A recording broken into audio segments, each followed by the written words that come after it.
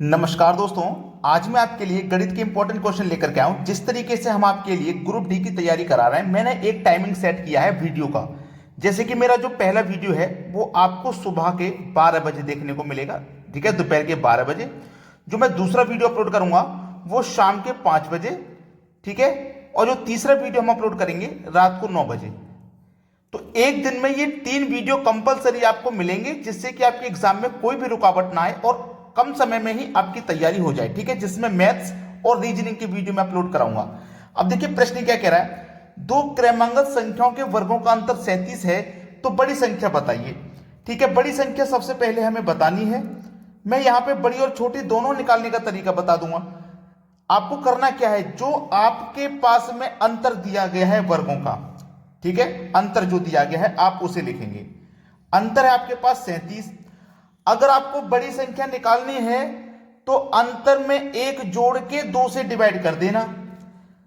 तो 37 में एक जोड़ेंगे 38, 2 से डिवाइड कर देंगे तो 19 आ जाएगी आपकी बड़ी संख्या, ठीक है, आंसर हो गया।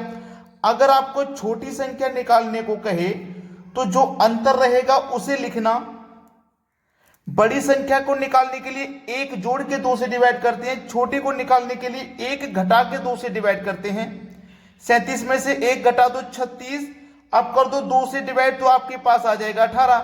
तो बड़ी संख्या क्या निकल गई 19, छोटी संख्या निकल गई 18। लेकिन आपसे तो बड़ी संख्या पूछा था, तो आपका जो सही जवाब हो जाएगा वो हो जाएगा 19। तो आपको सभी बातें समझ में आ गई। ये वीडियो का जो टाइमिंग है इसको आप नोट रखना कि पहला वीडियो दोपहर के 12 बजे आएगा, दूसरा शाम को 5 बजे, तीसरा रात को 9 बजे। और आराम से वीडियो को देखिए और तैयारी करते जाइए। अब देखते हैं अगला सवाल। अगला सवाल है, दो क्रमांगत सम संख्याओं के वर्गों का अंतर 100 है, तो बड़ी संख्या क्या होगी। अब यहां पे जो आपको क्वेश्चन में दिया गया है वो दिया गया है सम संख्या। सम संख्या का दिया जाएगा या विषम का दिया जाएगा, तो कैसे करना होता देखिएगा। अब यहां पे हमें बड़ी संख्या बतानी है, तो याद रखिएगा जब हमारी संख्या लगातार थी इससे पहले वाले क्वेश्चन में, तो हमने एक जोड़ा था बड़ी संख्या के लिए और छोटी के लिए एक घटाया था। अब ये सम संख्या की जब बात करेगा तो यहां पे आपको एक नहीं जोड़ना, ठीक है, आपको एक नहीं जोड़ना। आपके पास जो अंतर दिया गया उस अंतर को लिखिए, अंतर आपका 100 है, ठीक है।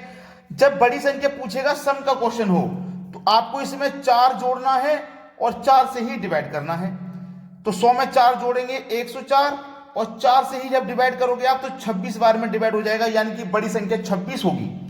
अगर छोटी संख्या पूछे तो क्या करना है, 100 है आपके पास अंतर तो 100 लेंगे। जब बड़ी पूछेगा तो 4 जोड़ेंगे, छोटी पूछेगा तो 4 को ही घटाएंगे और 4 से ही डिवाइड करेंगे। तो 100 में से 4 जाएगा 96, 4 से डिवाइड कर दो यानी कि 24। छोटी संख्या क्या निकल के आ गई 24। ऐसा कब करना है आपको, जब सम संख्या रहेगी। जब लगातार संख्या होती है ना तो एक जोड़ते हैं और एक घटाते हैं। बड़ी संख्या के लिए एक जोड़ के 2 से डिवाइड और छोटी के लिए एक घटा के 2 से डिवाइड। लेकिन जब सम संख्या रहेगी तो 4 जोड़ेंगे 4 से डिवाइड और छोटी निकालेंगे तो 4 घटाएंगे 4 से डिवाइड। याद रखना यहां हमसे बड़ी संख्या पूछी थी जो कि 26 है। बी ऑप्शन बिल्कुल सही जवाब। अब देखते हैं अगला सवाल। अगला सवाल है, 3 क्रमांगत प्राकृत संख्याओं का योग 87 है, तो बीच वाली संख्या क्या होगी। आपके पास कितनी संख्या 3 क्रमांगत, क्रमांगत का मतलब लगातार। तो ये पहली संख्या, ये दूसरी संख्या और ये तीसरी संख्या, यानी कि 3 संख्या थी तो मैंने तीनों के लिए जगह बना ली। तीनों संख्याओं का जो योग है मेरे पास वो है 87। तो मैं क्या करूंगा, संख्या के योग में संख्या से डिवाइड करूंगा। 3 संख्या है तो 3 से डिवाइड करो, देखो कितनी बार में कटेगा, 3 दूने का 6, 2 बचेगा 27, 3 निम 27, यानी कि 29 बार में कटेगा। तो जब हम योग में संख्या से डिवाइड देते हैं ना तो जो संख्या निकल के आती है वो हमारी बीच वाली संख्या होती है और वही हमारा औसत होता है, याद रखना।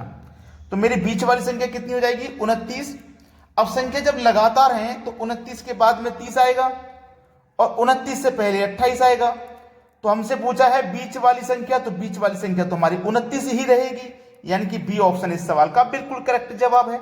अब देखते हैं अगला सवाल। अगला सवाल, दो संख्याओं का योग 40 है तथा उनका अंतर 6 है, तो बड़ी संख्या क्या होगी। बहुत बढ़िया सवाल है, देखिएगा आपके पास इस प्रश्न में योग भी दिया गया है। योग कितना है आपके पास 40 और अंतर भी दिया गया है, अंतर कितना आपके पास 6। तो बड़ी संख्या बता दीजिए।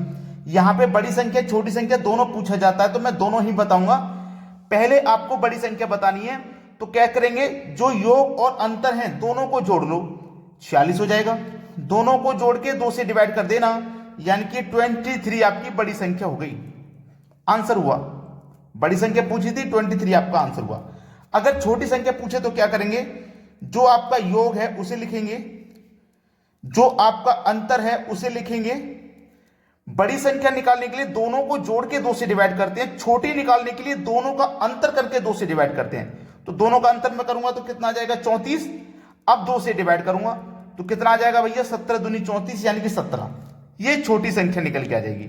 तो बड़ी संख्या पूछे चाहे छोटी पूछे, आप आसानी से बता पाओगे। क्लियर हुआ ना। यहाँ पे अगर आपको योग भी है अंतर भी है तो बड़ी संख्या छोटी संख्या निकालना कोई मुश्किल नहीं है। अब देखते हैं अगला सवाल। अगला सवाल है, दो संख्याओं का योग 36 है तथा उनका अंतर 12 है, तो छोटी संख्या क्या होगी। बहुत अच्छा सवाल जो मैं अभी अभी करा के आ रहा हूं कि आपके पास देखो योग भी दिया गया कितना 36 और अंतर भी दिया गया है, अंतर भी दिया गया है 12। तो क्या करना है, छोटी संख्या। अब छोटी संख्या कैसे निकालेंगे, मैंने बताया है कि दोनों का अंतर करके 2 से डिवाइड करेंगे। तो दोनों का जब मैं अंतर करूंगा तो कितना आ जाएगा, 24। भाई 36 में से 12 जाएगा तो 24 आ जाएगा, और 2 से इसे डिवाइड कर दो तो आपकी जो छोटी संख्या निकल के आएगी वो 12 हो जाएगी।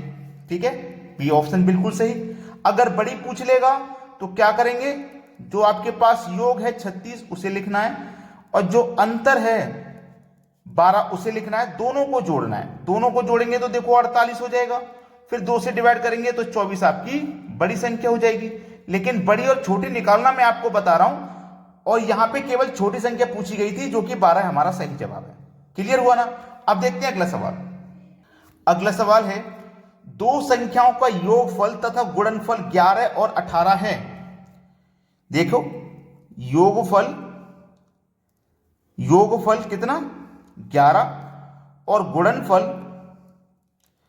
गुणनफल कितना 18 है। तो संख्याओं का व्युत्क्रम क्या होगा, व्युत्क्रम। अब देखो प्रश्न कैसा दिया है, कुछ करना ही नहीं है। योगफल आपका 11 है, गुणनफल 18 है, बस इसी को बटे में लिख देना है 11/18, यानी कि डी ऑप्शन बिल्कुल सही जवाब। इसका व्युत्क्रम पूछा ना, इसमें कुछ करना ही नहीं है। 11/18 आपके सवाल का बिल्कुल सही जवाब है। तो एग्जामिनर कभी कभी ऐसे सवाल देता है जिससे आपको कोई रिलेशन ही नहीं है, केवल आपको गुमराह करवा रहा है और कुछ नहीं करवा रहा। अब देखते हैं अगला सवाल।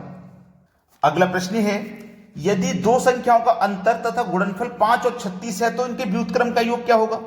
भाई देखो अभी अभी मैंने एक सवाल बताया था, अंतर कितना दिया गया है भाई, अंतर दिया गया है कितना आपके पास 5, और गुणनफल आपके पास दिया गया है कितना 36। ठीक है, तो इनके व्युत्क्रम का अंतर क्या होगा। अभी अभी मैंने आपको एक ऐसा ही सवाल बताया था, लेकिन यहां पे भी कुछ नहीं करना, जैसा वो प्रश्न था वही है, 5/36 आंसर हुआ, पहला ऑप्शन बिल्कुल सही। क्लियर हुआ ना। कोई दिक्कत अगर आपको है इस प्रश्न में तो आपको कुछ नहीं करना है, केवल जो दिया गया है संख्या को एक दूसरे के बटे में लिख देना, पहली संख्या को ऊपर दूसरी को नीचे, सवाल खत्म। अब देखते हैं अगला प्रश्न। अगला प्रश्न है, एक संख्या को 56 से भाग देने पर 29 शेष बचता है, तो उसी संख्या को 8 से भाग देने पर शेषफल क्या बचेगा। देखियो एक संख्या 56 से भाग देने पर हमने क्या काम किया है, 56 से भाग दिया है तो हमारे पास 29 शेष बचा है। अगर हम उसी संख्या को 8 से भाग देंगे तो शेषफल क्या बचेगा। ऐसा प्रश्न जब होता है तो उसमें 3 संख्याएं होती हैं, तो हमें करना क्या है, 8 से भाग देने पर पूछा है ना, तो 8 से आप क्या करोगे, बीच वाली संख्या में भाग दोगे, यानी कि तीसरी संख्या से दूसरी में भाग देते हैं, हमेशा याद रखना। तो आप क्या करोगे, 29 में भाग दोगे 8 से, तो 8 या 24 कट जाएगा 3 बार में, 24 तक कट गया ना, 29 में से 24 तक कट गया, तो शेष आपके पास देखो कितना बच पाएगा, 7, 5 बच पाएगा शेष। बस शेषफल ही तो पूछा, शेषफल क्या होगा, 5 आपका शेषफल हो जाएगा, यानी कि बी ऑप्शन बिल्कुल सही। जितनी बार में कट गया वो कट गया, उससे मतलब नहीं, हमसे शेषफल पूछ रहा है, शेषफल हो जाएगा हमारा 5। क्लियर है ना। चलिए अब देखते हैं अगला सवाल। अगला सवाल है, एक संख्या को 5 से भाग देने पर 3 शेष बचता है, तो इस संख्या के वर्ग को 5 से भाग देने पर क्या शेष बचेगा। देखो हमने क्या किया, 5 से भाग देने पर कितना शेष बचा, 3, फिर 5 से भाग देने पर क्या शेष बचेगा। अगर हम देखो मैंने क्या बताया कि तीसरी संख्या से दूसरी में डिवाइड देते हैं, लेकिन 5 से तो 3 में भाग जाएगा ही नहीं, छोटी संख्या है। लेकिन प्रश्न को ध्यान से देना, उसने बोला वर्ग को 5 से भाग देना है, तो वर्ग को 5 से भाग दोगे यानी कि 3 के वर्ग को, तो 3 का वर्ग जब आप करोगे तो 9 हो जाएगा। अब 9 में आपको 5 से भाग देना है, तो देखो 5 एक कम 5 कट जाएगा, तो 4 बचेगा आपके पास शेष। शेष कितना बचेगा आपके पास? 4 बचेगा। ये हुआ आपके सवाल का बिल्कुल सही जवाब, डी ऑप्शन। क्लियर हुआ ना सभी को? अब देखते हैं अगला सवाल। अगला सवाल है, दो क्रमांगत संख्याओं के वर्गों का अंतर 37 है, तो बड़ी संख्या बताइए। बहुत अच्छा सवाल है ना। अब इसको कोई भी बच्चा ऐसा नहीं होगा जो इस प्रश्न को ना कर पाए। मैं ये प्रश्न आपको होमवर्क के लिए दे रहा हूं। सभी बच्चों को इस प्रश्न का आंसर मुझे कमेंट करना है, और वीडियो पसंद आया तो लाइक और शेयर नहीं रुकना चाहिए भाई इस वीडियो पर, ठीक है। चलिए आप सभी अपना अपना आंसर अभी से कमेंट करना चालू कर दीजिए कमेंट बॉक्स में, ठीक है दोस्तों। वीडियो देखने के लिए बहुत बहुत धन्यवाद।